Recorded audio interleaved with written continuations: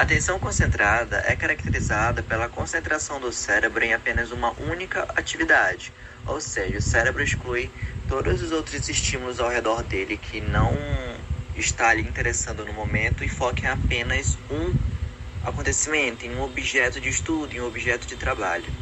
Então, ele foca no que está dando prazer para ele no momento, no que precisa de concentração, no que está ali realmente cativando.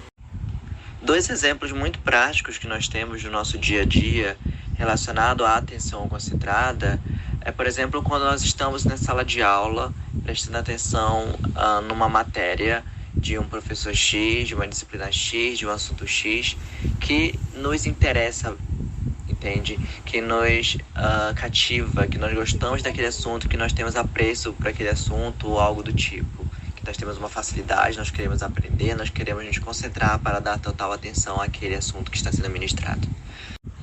Percepção gustativa. Paladar é o sentido dos sabores pela língua, importante para a alimentação, embora seja um dos sentidos menos desenvolvidos nos humanos. O paladar é geralmente associado ao prazer e a sociedade contemporânea muitas vezes valoriza o paladar sobre os aspectos nutritivos dos alimentos.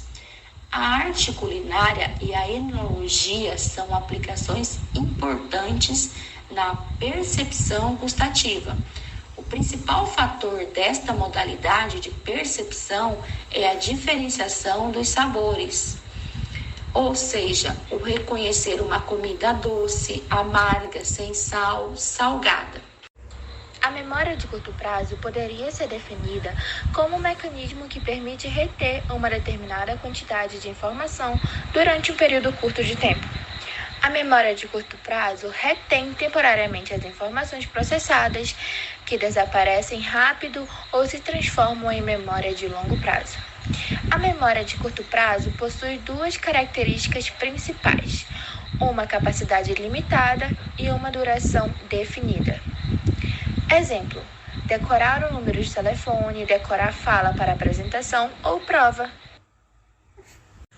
A memória de longo prazo é aquela que retém informações de forma definitiva.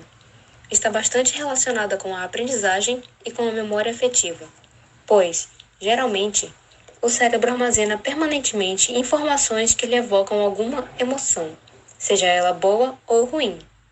Por exemplo, no dia do nascimento de seu filho, uma mãe pode ser capaz de lembrar detalhes como o horário exato e o clima que estava no dia em questão, mesmo após se passarem anos.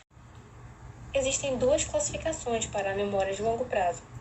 A primeira é a memória de longo prazo explícita, que pode ser acessada de forma consciente, ou seja, é uma informação que escolhemos quando evocar, como lembrar uma fórmula matemática para resolver uma equação, por exemplo.